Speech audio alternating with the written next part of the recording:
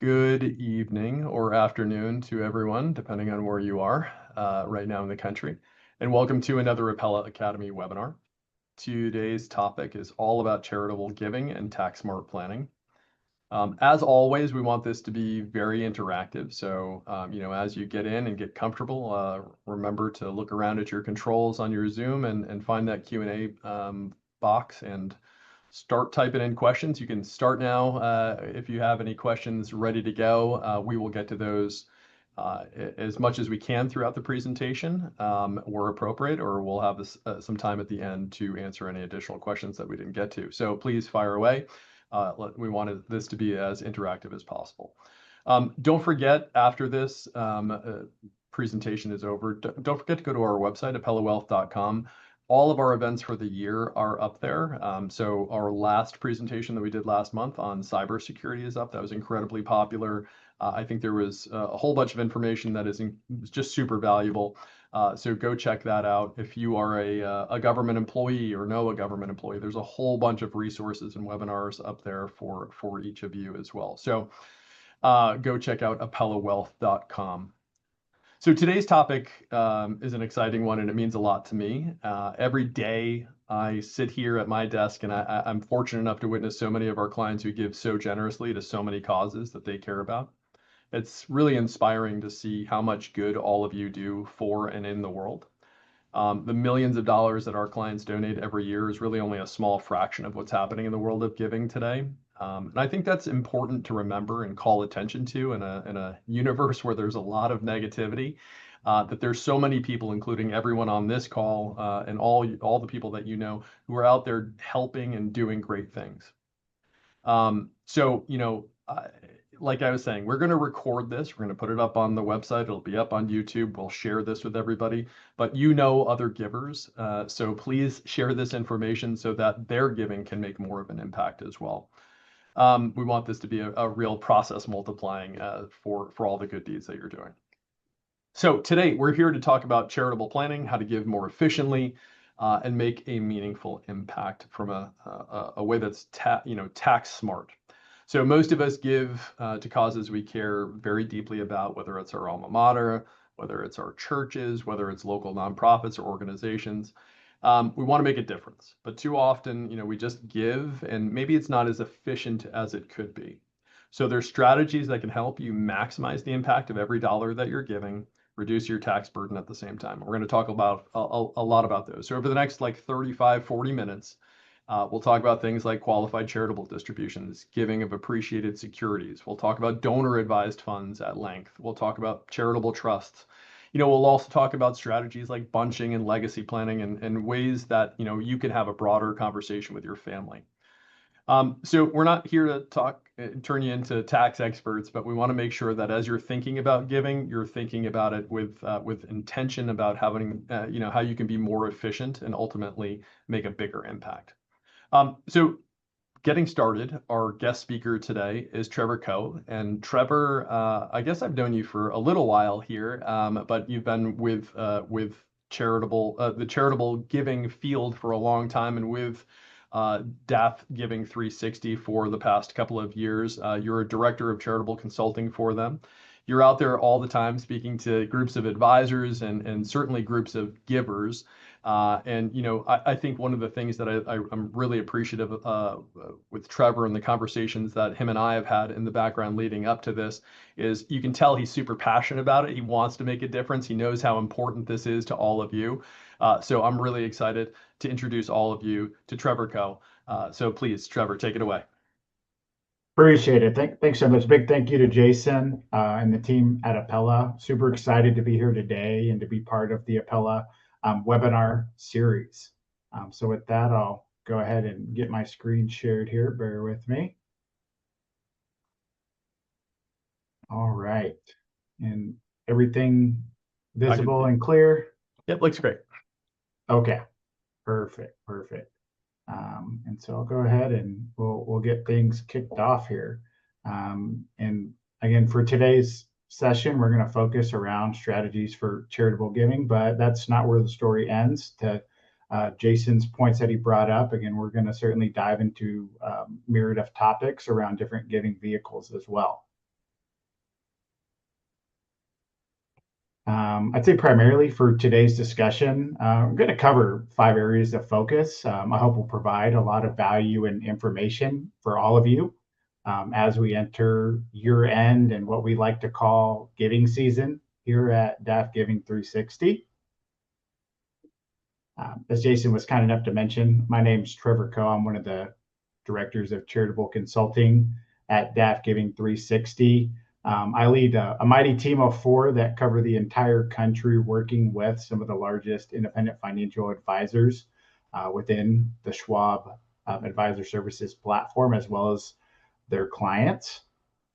Our team's focus is really to engage with advisors and donors on increasing awareness around charitable giving, as well as really talking through the different strategies that can, really make an impact out there in our communities. And our first section that we're going to focus on is around maximizing your charitable impact. When I think about maximizing your charitable impact, the 5 strategies to maximize that really starts with exploring the different giving vehicles, really understanding, the differences between each of them and how they might best fit, what works for your individual charitable situation, as well as greater financial strategy. Second, we're going to understand utilizing the best assets that could be implemented within those different vehicles. I also want everybody to consider the timing of gifting. Really, everyone's in a different season of life, and also when it comes to charitable giving, it can be cyclical in nature. So just really want to work closely with your independent advisor to understand when's the best time to give. I think, a lot of us, when we think about giving, it can sometimes be, just in our local interactions out in the community, or maybe you're at a local school event and someone says, hey, we would love to make a local, generous donation into a cause. But really, I think, having a concrete giving plan and working through that, not just in the short term, but in the long term, is an important part of really having a sustainable giving plan. And lastly, want to make sure, as you're working through your plans, you're considering your timing, you're looking at your asset portfolios, you're understanding the different giving vehicles that you're engaging with your advisor. They're really going to be your number one point of, guidance, as well as understanding how this fits into your holistic giving financial plan, as well as just understanding how it's going to impact how that's going to make a difference for you from a tax perspective. So for today's discussion, we're going to cover the following giving vehicles, which have largely evolved from the use of the modern private foundation. Just a little look back into history, but the modern private foundation, it was invented in America just right around the turn of the 20th century. And luckily since then, there's been, an increasing number of individuals and families that have discovered the benefits of giving through what I like to think the evolution of charitable vehicles, as well as instruments to meet their philanthropic goals. Today, many donors, they're using these vehicles either alone or sometimes in combination or in parallel, which really allows them to give more strategically. It also allows them to realize tax advantages. It allows them to bring in their family members, whether they're of an older generation or even the youngest generation, to really kind of set that foundation for what a future of charitable giving and planning is going to look like for the family. It also allows them to generate individual income streams as part of some of these vehicles. There's also an opportunity to invest those charitable dollars for potential growth within the markets, and then truly maximize giving power over the time, or even sometimes in perpetuity. That's it. The most common giving vehicles that we're going to touch on today are going to revolve around, as Jason mentioned, donor advised funds. We're also going to discuss community foundations, charitable remainder trusts, charitable lead trusts, and then also charitable gift annuities. Private foundations, I don't want to leave them out since they're not included in our presentation today, and they play an important part of the general giving strategy for most clients. But We'd have to have a whole separate presentation to talk through private foundations. And with the second topic, we're going to go ahead and dive into planned giving and the many different giving vehicles I just touched upon. First up is the use of a charitable remainder trust, sometimes commonly known as a CRT for planned giving. For those of you unfamiliar with CRTs or charitable remainder trusts, I'm going to do a little bit of a deep dive into the life cycle of a CRT. With a CRT, you typically transfer your appreciated assets or property to an irrevocable CRT. So just no take backs. There's no changes once you get it in there for the most part. And then you're going to receive a tax deduction for the year in which that donation was made. Typically, the trustee, which could be you, could be another individual, or even a corporate trustee could be involved. So think of a bank or a brokerage firm. They'll then go in and sell the assets, paying no capital gains, and then typically reinvest those proceeds. Next, that trustee, they pay you and or other individuals an income for a set number of years, sometimes for life or both. So again, there's some flexibility around that. I did want to note that when it comes to the income beneficiary of that trust, if it happens to be a non-spouse, there could be gift taxes that may apply. So certainly make sure you work with your CPA or your financial advisor to make sure you truly understand the tax ramifications when it comes to that. Now, towards the back end of the trust and what we call the end of those trust terms, usually outlined in the trust document itself, the remaining assets go out to one or more chosen charities. So that's hence the remainder part in the name.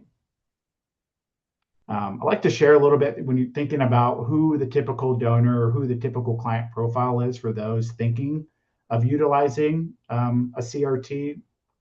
Usually those individuals are somebody that has financial planning goals that include charitable giving, increasing their personal income, as well as gaining the tax efficiencies that come with that. Usually they're also willing to benefit charity at some point in the future, not in the immediate, but definitely in the future because of the remainder. And then they also have the capacity to make a minimum gift of $100,000 or more. So certainly on the upper scale of an entry point in many cases compared to some of the other vehicles we're about to touch on. And Trevor, just a quick question on that or clarifying point. This might be an opportunity for somebody who has highly appreciated low basis stock, right? To contribute something to get out of their estate that they can't diversify another way. Put that in the trust, and then have the trust sell it and reinvest in something a little bit more diversified. Is that a fair assessment? Yeah, couldn't agree more, Jason. That's definitely a strategy we've seen utilized plenty of times. But again, always a great conversation to have with your advisor to make sure that's going to be the right asset to plug in. Thank you. Of course.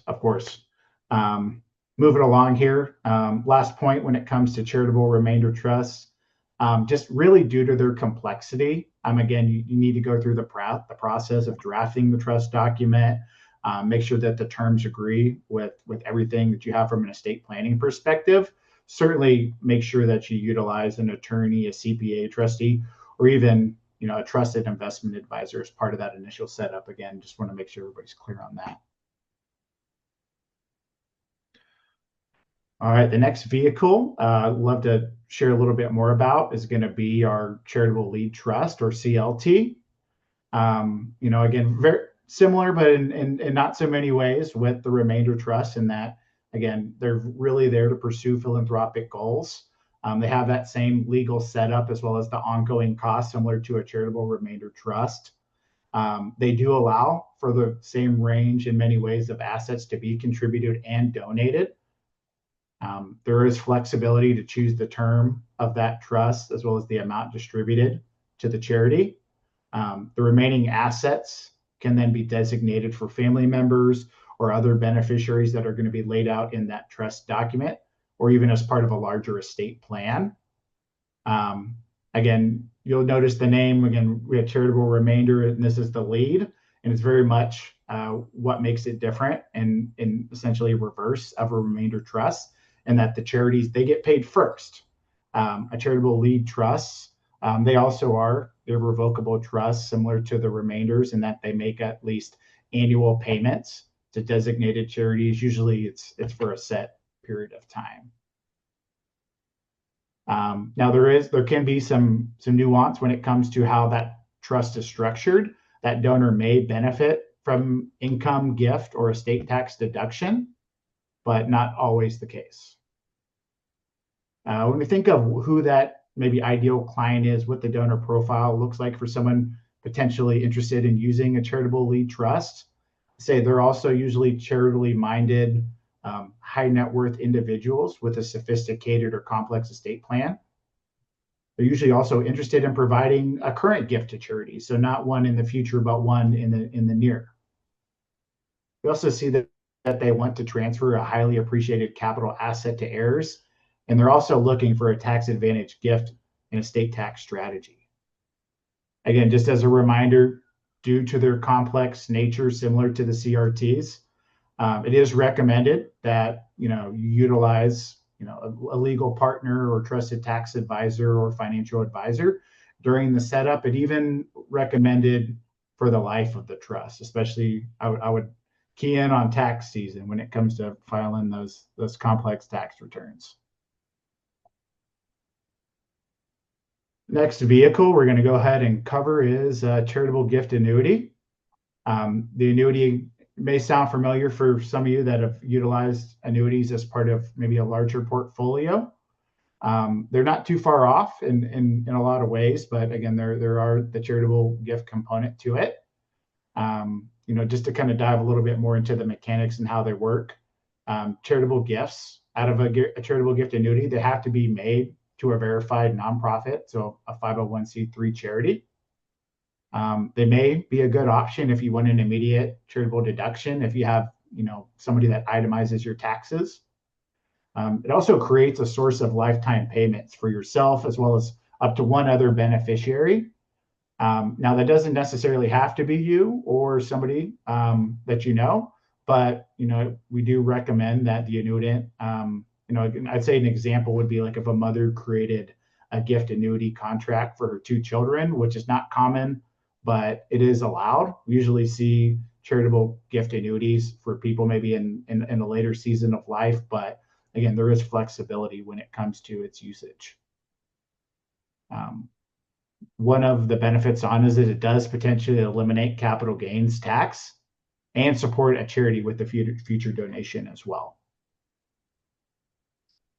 Just again, for those that maybe aren't as familiar with annuities as others on the call, I want to highlight that it is indeed a contract under which a 501c3 public charity, in return for what would be considered an irrevocable transfer of cash or property, agrees to pay specific named individuals, so the annuitants in the annuity contract, lifetime annuity payments.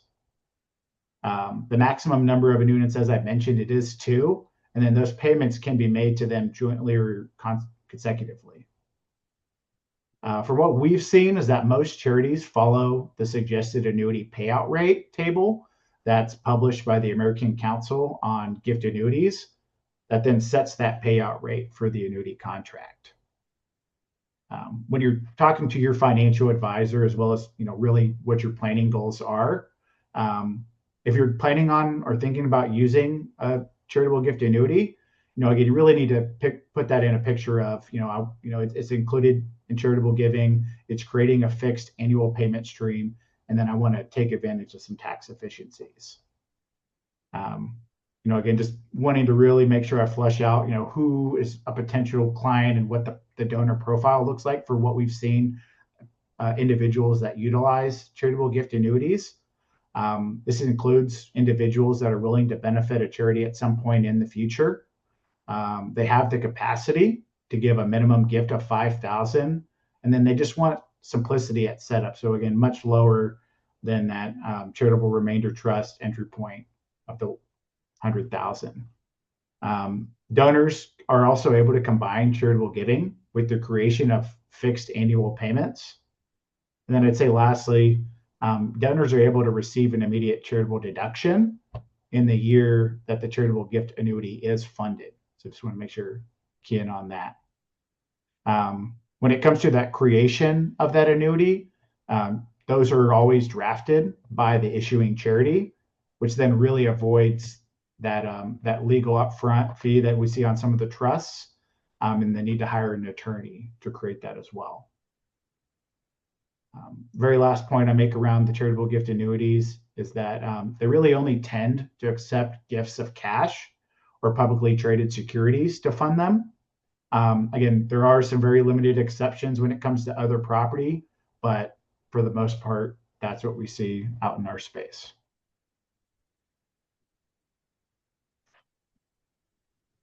Next vehicle I'd love to dive in here too is going to be around community foundations. Now, many of you on the call may have some experience around working with a local community foundation or cause. They really are a great choice for those of you that want to give over time, and then also wish to build your local philanthropic network. Again, many members of my local community, it allows us a local place for us to share the causes that we're passionate about and support, and would highly encourage you all as well to at least explore, how your local community foundations are supporting local causes that are near and dear to your heart. I'd say from a donor profile perspective, this is really someone who would like grant making guidance as well as subject matter expertise regarding particular causes and charities that are very much local. Those donors, we also say, usually lean on a lot of these organizations to handle the financial and investment oversight within the foundation, as well as the required reporting and tax filing that comes with that. So just a clarification on that one, if you could, yeah.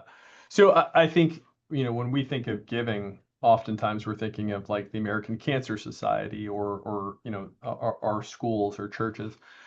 This is kind of a way somebody could make a quick impact at the local level without having to kind of source and figure it all out, right? The foundation is really doing all of the administrative work, the grant making, and kind of figuring everything out, but you get to participate in kind of helping that local community. Is that a fair assessment of how these things typically work?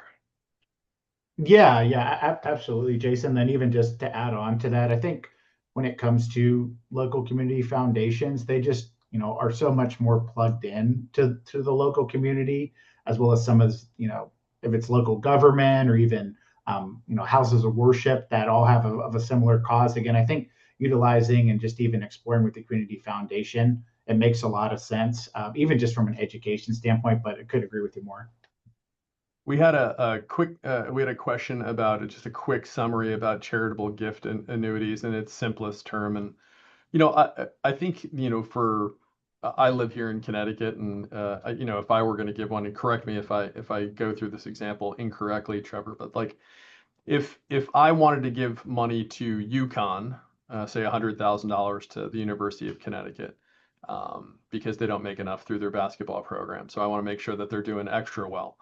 I could give $100,000 to the university's charitable gift annuity program, and let's just say that pays out 5%.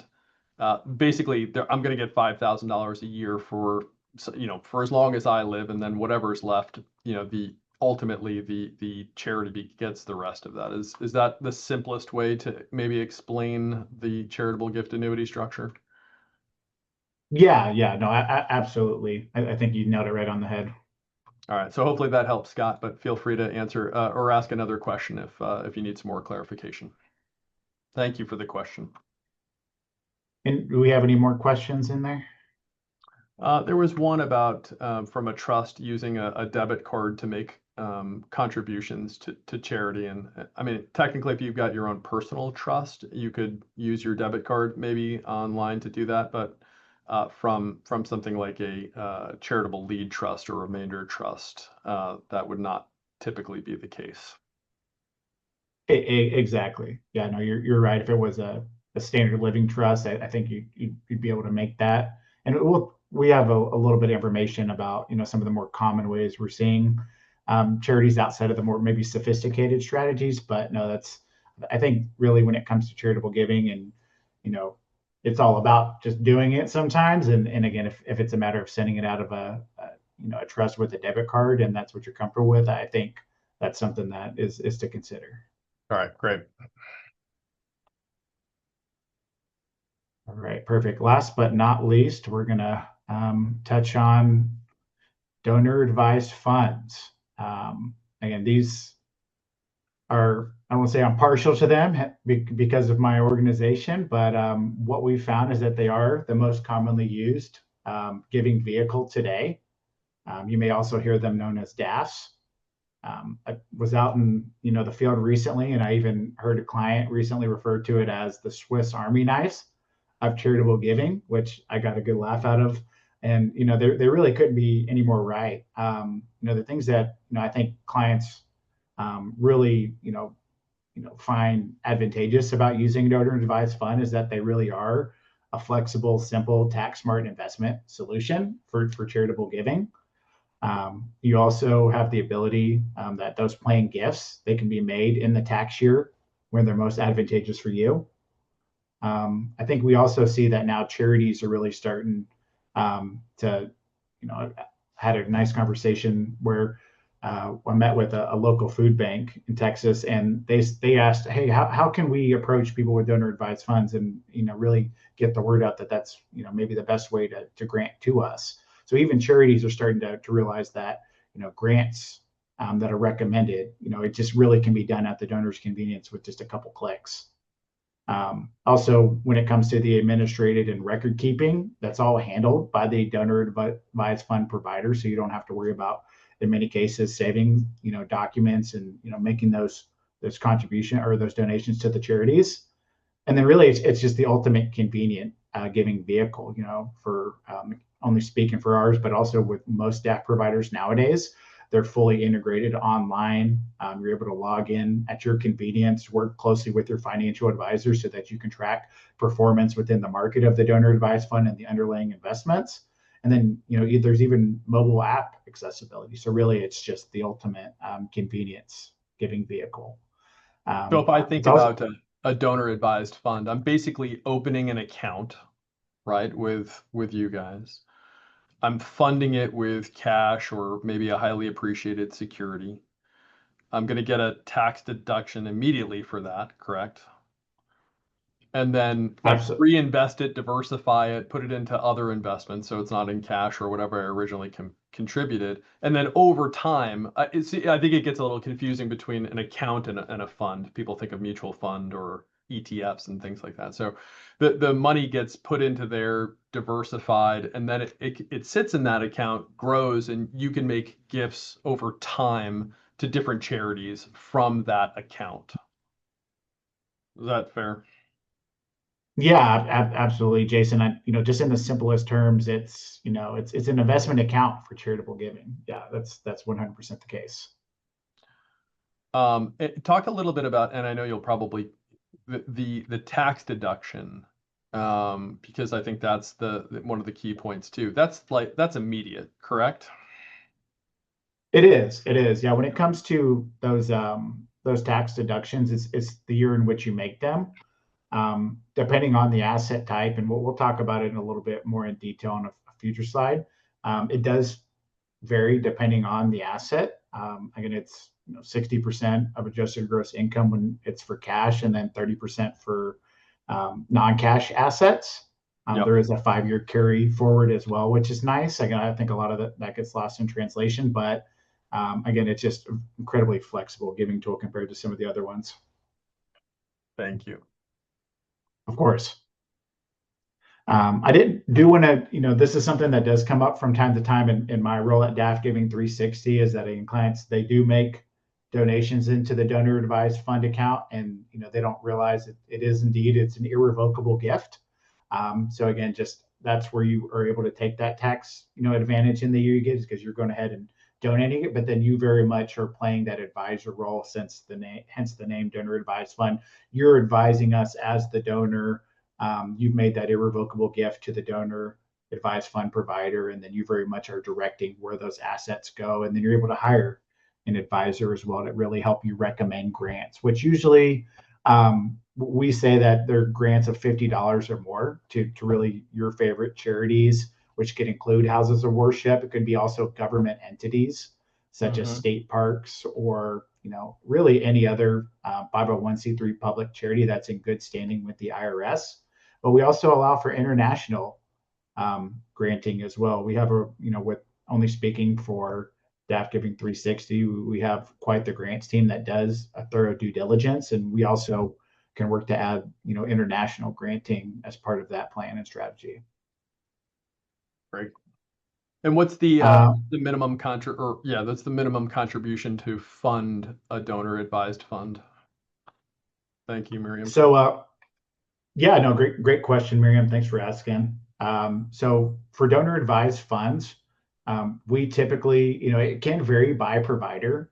With DAFGiving360, we provide two different options, and certainly we'll dive into this a little bit further. But for somebody that's just wanting to dip their toe into donor advised funds and just kind of really start building the foundation of charitable giving and then see that also grow within the markets, we don't have any minimums within our what we call our core account offer. Now, if you want a more customized solution, working with really sophisticated financial advisors like Apella, of course, again, usually those accounts are $100,000 or more, but we'll happy to talk a little bit more through that a little bit later in our presentation. But really appreciate the question. And again, just to kind of put a bow on maybe thinking about which types of client, or if you're thinking about a donor advised fund, or maybe for a family member as well. I'd say the typical profile for somebody that's considering a donor advised fund is somebody that gives to several charities each year and just really is, would love help keeping track of how that giving is and then how it's growing year over year. But also usually somebody that, their wealth includes a mixture of both liquid and illiquid, highly appreciated assets. So something you've been holding for definitely more than a year. Also somebody that really desires to create a legacy of giving and then seeks a vehicle that they can potentially involve their children and grandchildren in philanthropy. That's one of the things with donor advised funds that we think we've seen some of the largest growth in of all the vehicles, is that, again, they're able to start involving the younger generations at a much earlier just phase in their life. And then, as they're ready to hand off, really head into the sunset, again, it's just a smooth transition where they step in as the advising donor on the account, and then they've had those conversations year over year. They've seen the assets flow to the same charities on a reoccurring basis, but then also be involved in discussing, hey, my causes that I support are maybe just a little bit different. So while, again, now that I'm advising this, I'm going to potentially send it to a few different charities that I'm passionate about. One quick note when it comes to donor advised funds, thought it would be important to mention, but also something that I'm closely keeping an eye on, and I hope Jason and the team at Apella are as well. But currently, donor advised funds are ineligible recipients of qualified charitable distributions, also known as QCDs, which we're definitely going to dive in deeper a little bit later in the presentation. But I am excited to say that there is legislation that's currently being introduced. It's right now scheduled for 2026 that could allow for QCDs to be directly contributed into donor advised funds. So certainly stay tuned, and something that we're really excited to have on the horizon, since we've been asked for years now from clients and advisors alike how I can get my QCDs into my donor advised fund.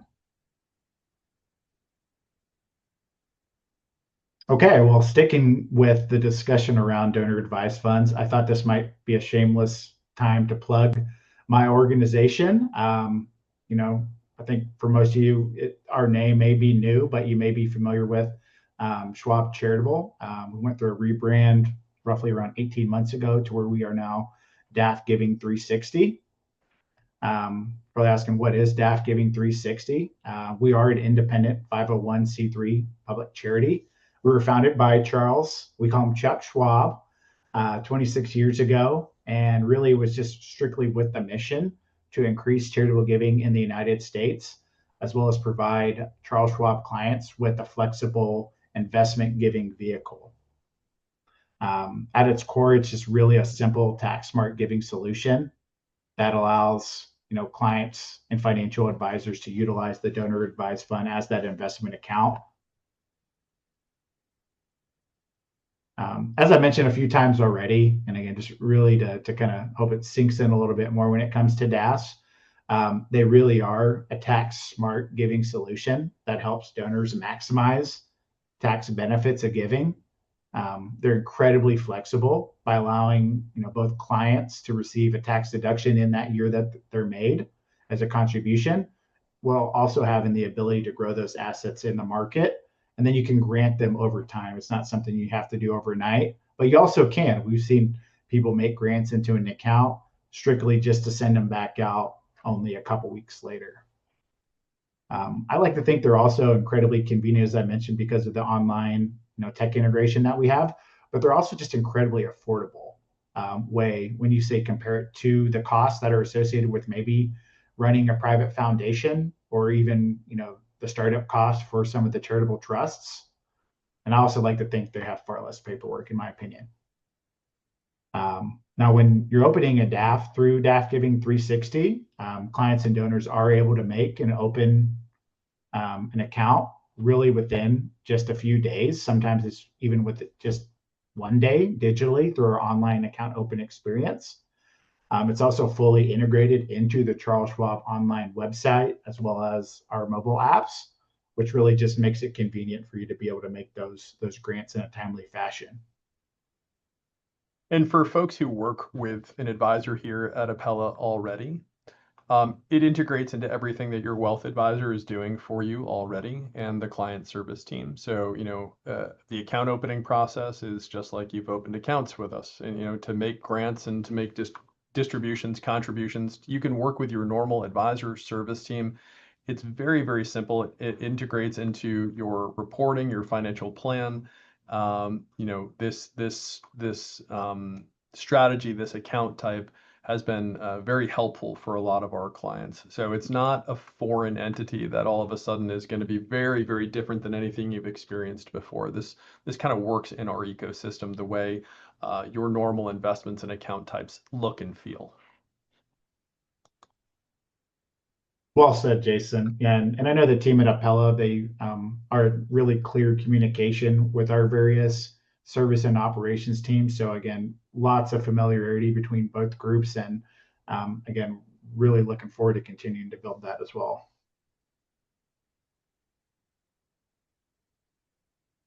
Just to shift gears a little bit here, again, while we like to talk about how simple and easy it is to utilize a donor advised fund, I don't want to make sure that things get lost on the good that's being done as well by all of the clients and donors that are currently utilizing DAFGiving360 for their giving needs. Just this past fiscal year of 2025, we were able to grant approximately $9 billion to over 155,000 charities. That was both locally, nationally, and around the world. Again, I just want to make sure we, again, while we are, very much interested in being one of the top providers, again, our mission is always to increase charitable giving.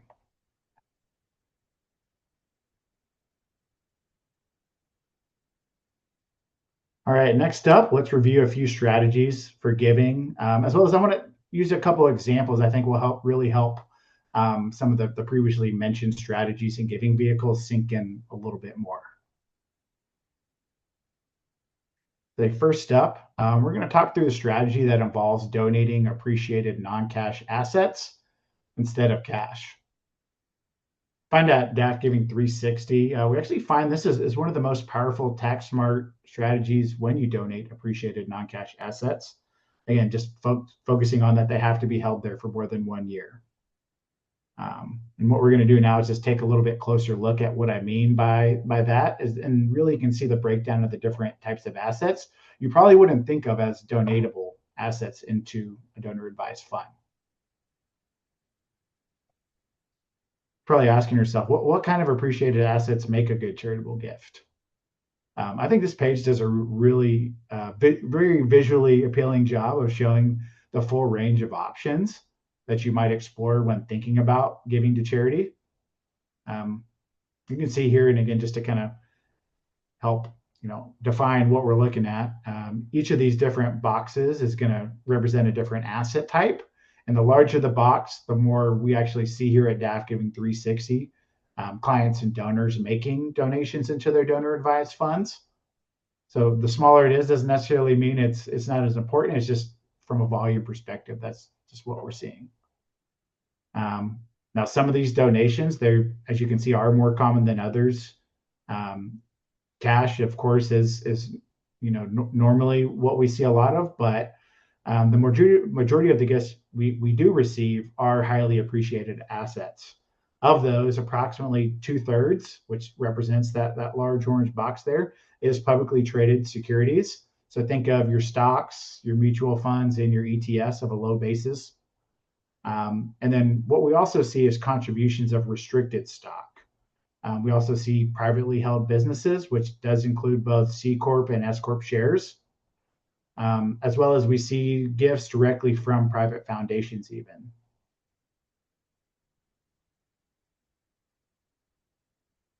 We're also able to accept what we call non-traded or illiquid assets. I like to highlight real estate and then also cryptocurrency. Those seem to be the two largest ones I've seen personally over the last 2 years. But also we've seen things like rare arts and collectibles. Most recently, I've seen some pretty unique fine art collections at a client that included some pretty rare Picassos, as well as clients with one-of-a-kind sports memorabilia collections. But there's even been, really anything when you think of when it comes to values and collections could potentially be donated. I had a client that had a rare taxidermy collection. So really is if your mind and it has value, and if you thought, you could put it out there, we actually have really the group here at DAFGiving360 that could potentially partner with you to determine if it makes the charitable gift, makes sense from a tax perspective. We partner with what we call our charitable strategies group. We lean on their expertise. It's all complimentary as long as you have DAFGiving360 account and you're working with one of our advisors that are on our platform, really to help facilitate these gift transfers. And they can partner with your advisor as well as you on the collection of documentation, as well as just to really make sure what that risk is involved with making the donation and understanding the full tax perspective when it comes to that. Through a lot of the conversations we've had related to these illiquid gifts, and then given the current market environment, there's a lot of talk around, potentially higher taxes in the near future. We're just starting to see a lot more of this potentially being an ideal time for clients to make maybe a tax smart donation of one of these non-cash assets. And I like to think this is especially true for the clients who've maybe held these types of appreciated assets for, of course, more than a year. And then, again, it's just at the very least worth exploring with your financial advisor and as well as your tax advisor to just ensure that it's going to make a good charitable gift for you.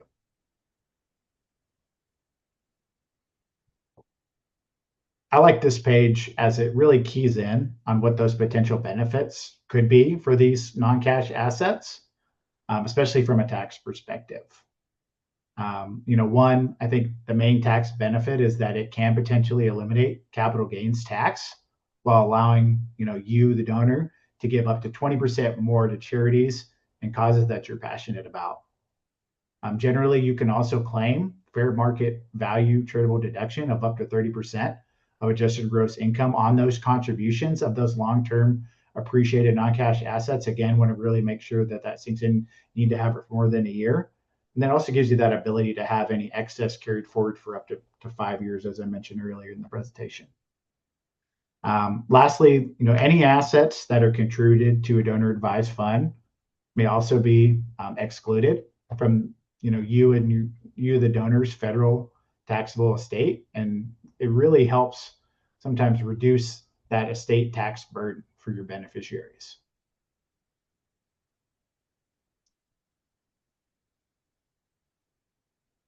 Okay, next, I think this is going to be a really good example for us to kind of understand, and kind of make sure that, see some of the mechanics and savings that really are at play.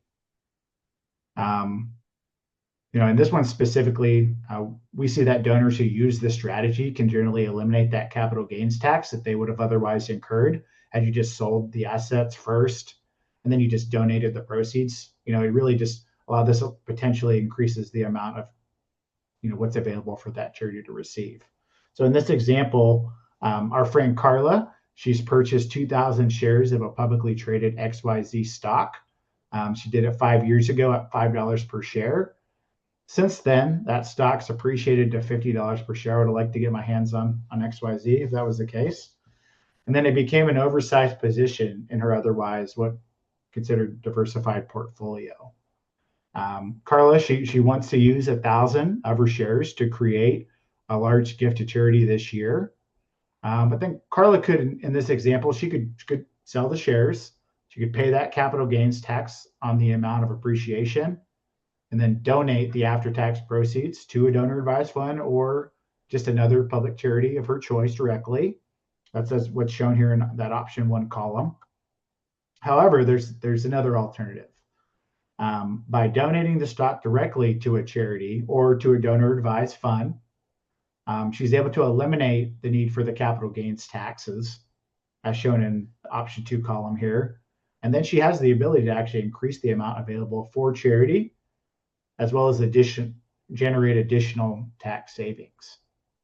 So I think here you can see on this last column, she was able to generate an additional amount to grant to charities in $6,750, as well as an additional amount saved on her taxes of $8,370, which is truly amazing in my eyes. Yeah, I would say too, I think that's one of the key points here is kind of a true understanding of you want to do good, but understanding that charities can directly accept gifts of securities. You just have to do a little due diligence. We do that all the time to find out how to get securities, low basis stock from clients to a charity directly.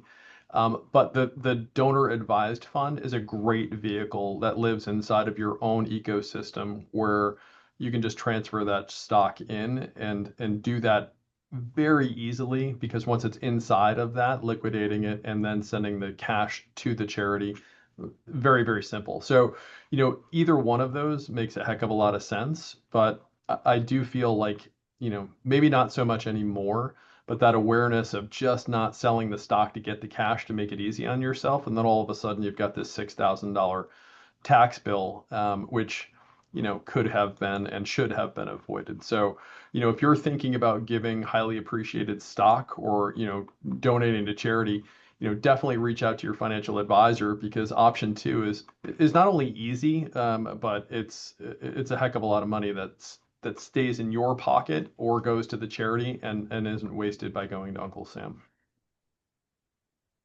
Yeah, 100% agree, Jason. I think, again, you really have, just a little bit more autonomy to decide, where those extra dollars are going to go, because they're going somewhere. Again, like Yep. I said, it's going to Uncle Sam, or you could be, more behind the driver's seat and saying, hey, I really want it to go to this cause that I know it's going to be much more impactful.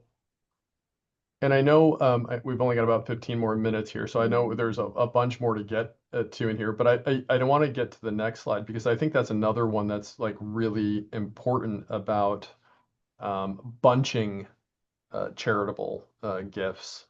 So talk a little bit about that. Yeah, happy to, Jason. The bunching strategy, again, you can really just think of it as having the ability to contribute multiple years.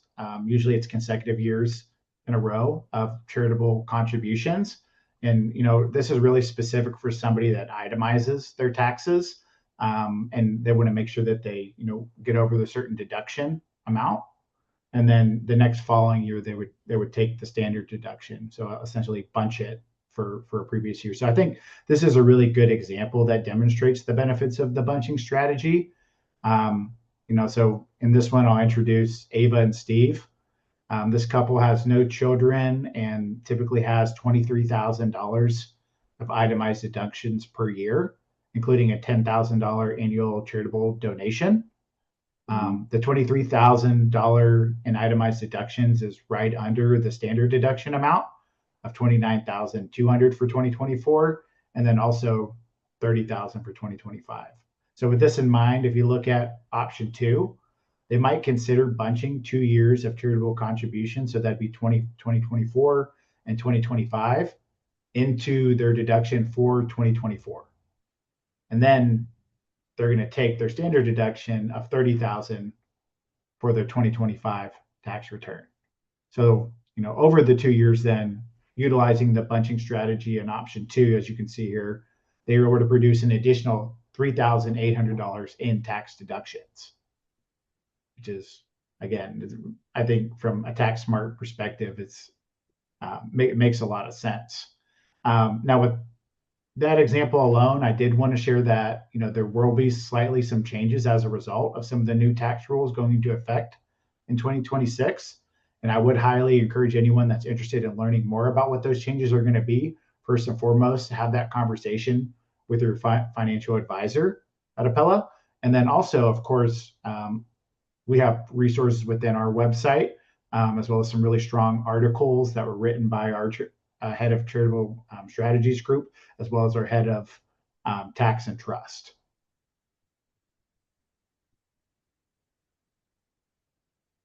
For this next strategy, I think many of you may already be utilizing it, but certainly want to spend some time on it. Again, this is for clients who do own pre-tax retirement accounts, so your traditional IRAs or inherited IRAs. And it's called the QCD, or Qualified Charitable Distribution. You may also hear them called charitable IRA rollovers, and that's really what they are. It's a direct transfer of your funds from an IRA directly to a qualified operating charity. You're probably asking, like, what's in it for me? Like, as the donor, why am I doing this? And the key benefit is that with that QCD, the distribution is completely excluded from taxable income. This is unlike, I'd say, a regular withdrawal from an IRA, which is included in income. The QCD, I like to think it's incredibly versatile because it carries that income tax benefit. I'd say whether you're itemizing or not, you really could take a standard deduction and still do a QCD. You can take an itemized deduction for other things, and then you can still do a QCD as well. So it's got a lot of flexibility in my mind. I'd say it's probably our most popular means of giving here at Apella. We have, I would think most of our clients have had a financial plan done, and they can look at all the future RMDs out into the future and kind of see over time that in many cases they're going to have a higher required minimum distribution than their cash flow need. This is an obvious way of helping with that. So it is wildly popular, and if you haven't done one yet, or you're approaching the age, this is definitely something you should have conversations with your financial advisor about. Yeah, 100% agree, Jason. And I think, this slide does a really good job of kind of just pulling on that thread a little bit more. Just kind of making sure we understand the rules of the road when it comes to QCDs. Again, those are going to be where you donate an asset directly from your IRA without having to realize the taxable income.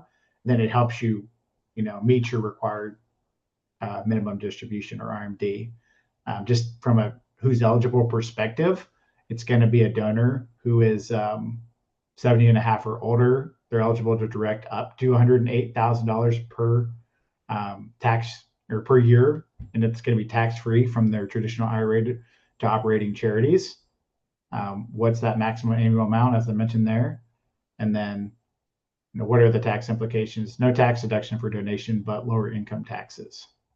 I did want to note that for taxpayers who file married, each one can qualify for an annual QCD of up to that $108,000. So if they're doing each of their own, it could be that $216,000.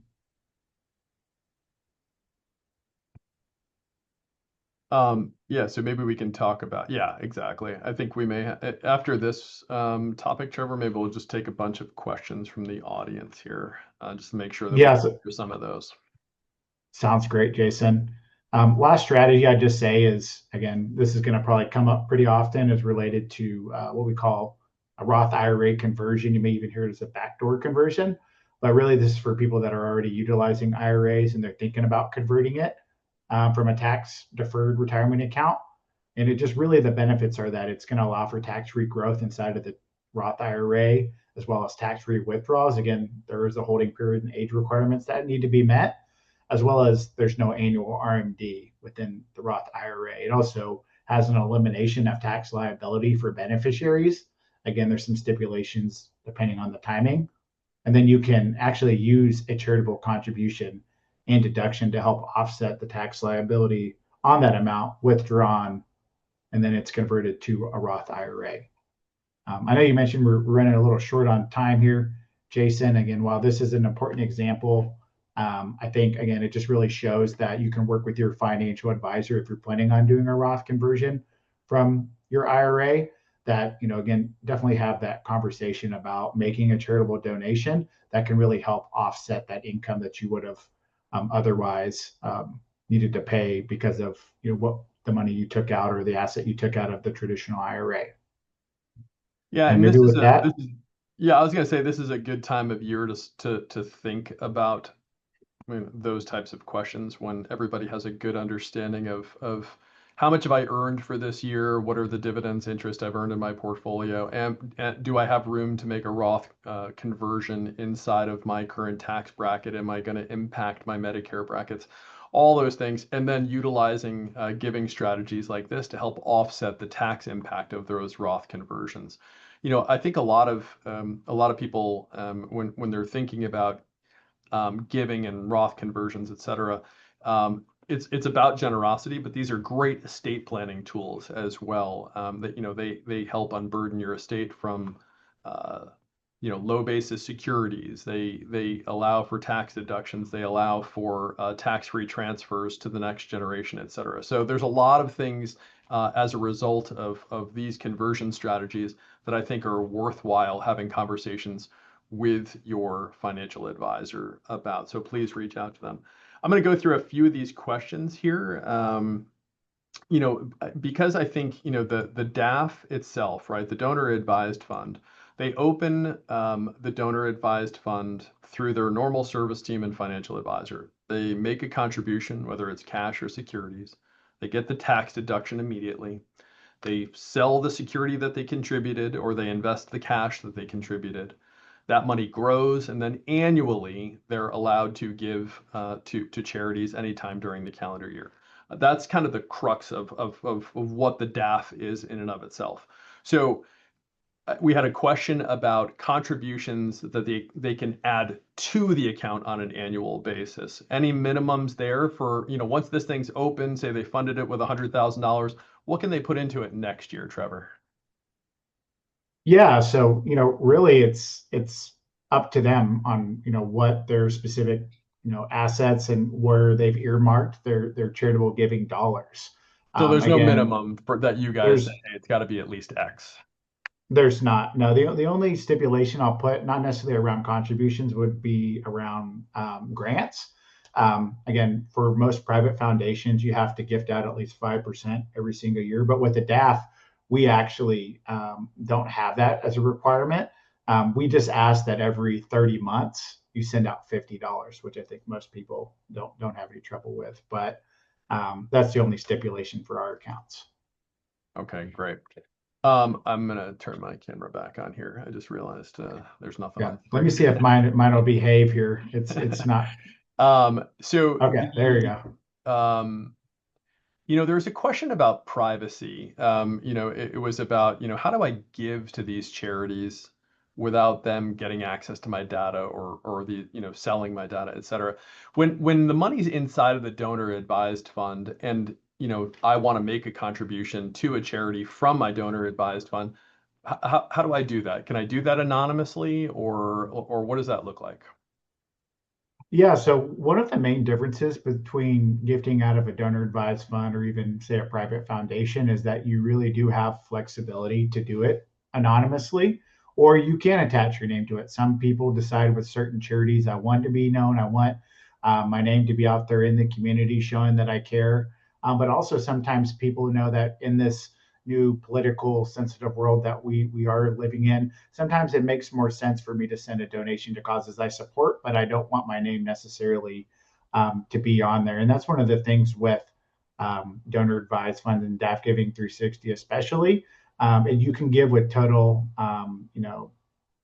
anonymity. I'm trying to say that word right. It's Give it anonymously as much as you want. And then, again, there's no way of tracking. I recently met with a client. They very much did want to send it to a few causes, and they wanted to say, unless there's a court order, there's no way anybody's finding out anything. So again, we respect everybody's privacy, and everybody gives to the organizations that they're passionate about. It was well timed. You said anonymity and your camera turned off again. So you just, Okay. as you were saying it, I don't know if you did that for effect or not.